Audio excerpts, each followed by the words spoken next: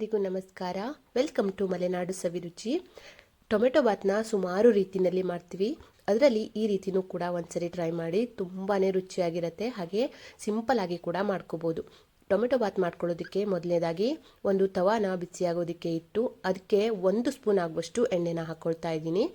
ಎಣ್ಣೆ ಸ್ವಲ್ಪ ಬಿಸಿ ಆದಮೇಲೆ ಅದಕ್ಕೆ 3/4 ಟೀ ಸ್ಪೂನ್ ಆಗುವಷ್ಟು ಧನಿಯಾ ಕಾಳನ್ನು ಹಾಕ್ಕೊಳ್ತಾ ಇದ್ದೀನಿ. ಹಾಗೆ 1 ಟೀ ಸ್ಪೂನ್ ಆಗುವಷ್ಟು ಜೀರಿಗೆ, ಖಾರಕ್ಕೆ ನೋಡಿಕೊಂಡು ಹಸಿಮೆಣಸನ್ನು ಹಾಕ್ಕೊಳ್ತಾ ಇದ್ದೀನಿ. ಒಂದು 4ರಿಂದ 5 ಹಸಿಮೆಣಸನ್ನು ಹಾಕ್ಕೊಂಡಿದ್ದೀನಿ. ಹಾಗೆ ಒಂದು 4 ಆಗುವಷ್ಟು ಒಣಗಿರುವಂತಹ ಮೆಣಸನ್ನು ಹಾಕ್ಕೊಂಡಿದ್ದೀನಿ. ಹಾಗೆ 1 ಗಡ್ಡೆ ಬೆಳ್ಳುಳ್ಳಿನ ಬಿಡಿಸಿ ಸೇರಿಸ್ಕೊಂಡಿದ್ದೀನಿ.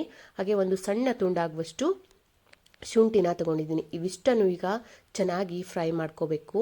ನೋಡಿ, ಈ ರೀತಿಯಾಗಿ ಸ್ವಲ್ಪ ಘಮ ಬರಬೇಕು ಮಸಾಲೆ ಪದಾರ್ಥಗಳು, ಅಲ್ಲಿ ತನಕನೂ ಇದನ್ನ ನೀಟಾಗಿ ಫ್ರೈ ಮಾಡ್ಕೋಬೇಕು. ಈ ರೀತಿಯಾಗಿ ಫ್ರೈ ಮಾಡ್ಕೊಂಡಾದಮೇಲೆ ಇದಕ್ಕೆ ಸ್ವಲ್ಪ 2ರಿಂದ 3 ಟೇಬಲ್ ಸ್ಪೂನ್ ಆಗುವಷ್ಟು ಹಸಿ ತೆಂಗಿನ ತುರಿನ ಹಾಕ್ಕೊಳ್ತಾ ಇದ್ದೀನಿ. ತೆಂಗಿನ ತುರಿ ಹಾಕಿದ ಮೇಲೆ ಮತ್ತೆ ಇದನ್ನ ನೀಟಾಗಿ ಫ್ರೈ ಮಾಡ್ಕೋಬೇಕು. ತೆಂಗಿನ ತುರಿ ನೀಟಾಗಿ ನೋಡಿ ಈ ರೀತಿಯಾಗಿ ಕಲರ್ ಚೇಂಜ್ ಆಗಬೇಕು, ಅಲ್ಲಿ ತನಕನೂ ಇದನ್ನ ಫ್ರೈ ಮಾಡಿಕೊಂಡು ಇದು ಪೂರ್ತಿಯಾಗಿ ಕೂಲ್ ಆದಮೇಲೆ ಇದನ್ನ ರುಬ್ಕೋಬೇಕಾಗತ್ತೆ. ನೋಡಿ, ಈ ರೀತಿಯಾಗಿ ಒಂದು ಮಿಕ್ಸಿ ಜಾರಲ್ಲಿ ಹಾಕಿ ಸ್ವಲ್ಪ ನೀರನ್ನು ಹಾಕಿ, ಬೇಕಿದ್ದರೆ ಒಂದು ಟೊಮೆಟೊನ ಹಾಕಿ ರುಬ್ಕೋಬೋದು. ನಾನಿವತ್ತು ಸಿಂಪಲ್ ಆಗಿ ಮಾಡ್ಕೊಳ್ಳೋದ್ರಿಂದ ಜಾಸ್ತಿ ಟೊಮೆಟೊ ಬಳಸಿಲ್ಲ, ಹಾಗಾಗಿ ಹಾಗೆಯೇ ರುಬ್ಕೊತಾ ಇದ್ದೀನಿ. ಈಗ ಒಂದು ಕುಕ್ಕರಲ್ಲಿ 1 ಸ್ಪೂನ್ ಎಣ್ಣೆ ಹಾಗೆ 2 ಸ್ಪೂನ್ ಆಗುವಷ್ಟು ತುಪ್ಪನ ಹಾಕ್ಕೊಂಡಿದ್ದೀನಿ. ಇದು ಬಿಸಿ ಆದಮೇಲೆ ಸ್ಪೈಸಸ್ಗಳನ್ನು ಆ್ಯಡ್ ಮಾಡ್ಕೊಳ್ತಾ ಇದ್ದೀನಿ.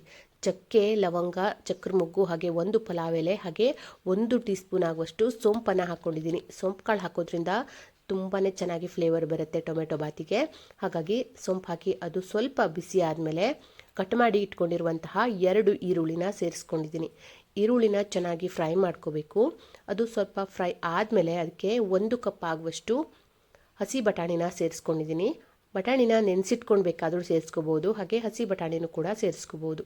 ಹಾಗೆ ಸ್ವಲ್ಪ ಕರಿಬೇವನ್ನು ಹಾಕ್ಕೊಂಡು ಚೆನ್ನಾಗಿ ಇವಿಷ್ಟನ್ನು ಫ್ರೈ ಮಾಡ್ಕೊಳ್ತಾ ಇದ್ದೀನಿ. ಇದು ಬೇಯುವಷ್ಟರಲ್ಲಿ ಮಸಾಲೆ ಕೂಡ ರೆಡಿಯಾಗಿತ್ತು.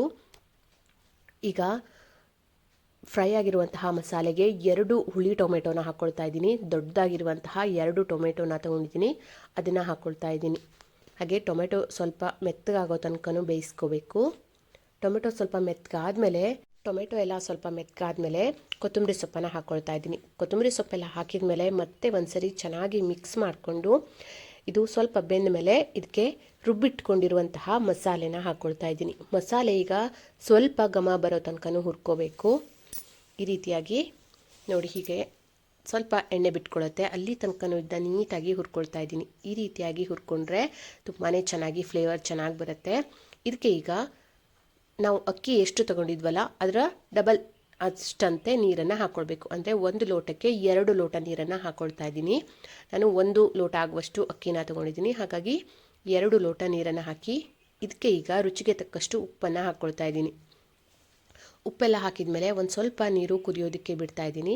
ನೀರು ಚೆನ್ನಾಗಿ ಕುದ್ದ ಮೇಲೇ ನಾವು ಅಕ್ಕಿ ಹಾಕೋದ್ರಿಂದ ಈ ಟೊಮೆಟೊ ಬಾತ್ ಸಾಫ್ಟಾಗಿಯೇ ಬರುತ್ತೆ, ಹಾಗೆ ತುಂಬ ರುಚಿಯಾಗಿ ಬರುತ್ತೆ. ನೋಡಿ, ಈ ರೀತಿಯಾಗಿ ನೀರು ಕುದೀತಾ ಇದೆ. ಕುದಿಯೋ ಹಂತದಲ್ಲಿ ತೊಳೆದಿಟ್ಕೊಂಡಿರುವಂತಹ ಸೋನಾ ಮಸೂರಿ ಅಕ್ಕಿನ ಹಾಕ್ಕೊಂಡಿದ್ದೀನಿ.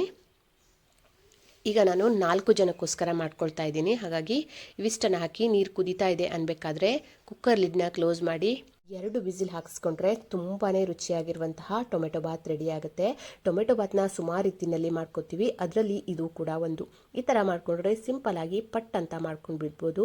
ಈ ವೆದರ್ಗಂತೂ ಸಖತ್ ಸಖತ್ತಾಗಿರುತ್ತೆ. ಲೈಟಾಗಿ ಖಾರ ಇರುತ್ತೆ, ತುಂಬಾ ರುಚಿಯಾಗಿರುತ್ತೆ. ಒಂದ್ಸರಿ ಟ್ರೈ ಮಾಡಿ. ಹಾಗೆ ಈ ವಿಡಿಯೋ ನಿಮಗೆ ಇಷ್ಟ ಆಗಿದ್ದರೆ ಪ್ಲೀಸ್ ಒಂದು ಲೈಕ್ ಕೊಡಿ, ಹಾಗೆ ನಿಮ್ಮ ಫ್ರೆಂಡ್ಸ್ ಆ್ಯಂಡ್ ಫ್ಯಾಮಿಲಿಗೆಲ್ಲ ಶೇರ್ ಮಾಡ್ಕೊಳ್ಳಿ. ಈ ಥರ ಟೊಮೆಟೊ ಬಾತ್ ಮಾಡಿಕೊಂಡ್ರೆ ಮೊಸರು ಬಜ್ಜಿ ಏನು ಬೇಕು ಅಂತಲೇ ಇಲ್ಲ, ಹಾಗೇ ತಿನ್ಬೋದು, ತುಂಬಾ ಚೆನ್ನಾಗಿರುತ್ತೆ. ಹಾಗೆ ಯಾರೆಲ್ಲ ಮೊದಲನೇದಾಗಿ ನನ್ನ ವಿಡಿಯೋನ ನೋಡ್ತಾ ಇದ್ದೀರಾ ಪ್ಲೀಸ್ ಸಬ್ಸ್ಕ್ರೈಬ್ ಮಾಡ್ಕೊಳ್ಳಿ.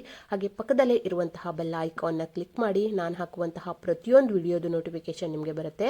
ಮುಂದಿನ ವಿಡಿಯೋದಲ್ಲಿ ಮತ್ತೆ ಸಿಗ್ತೀನಿ. Thank you.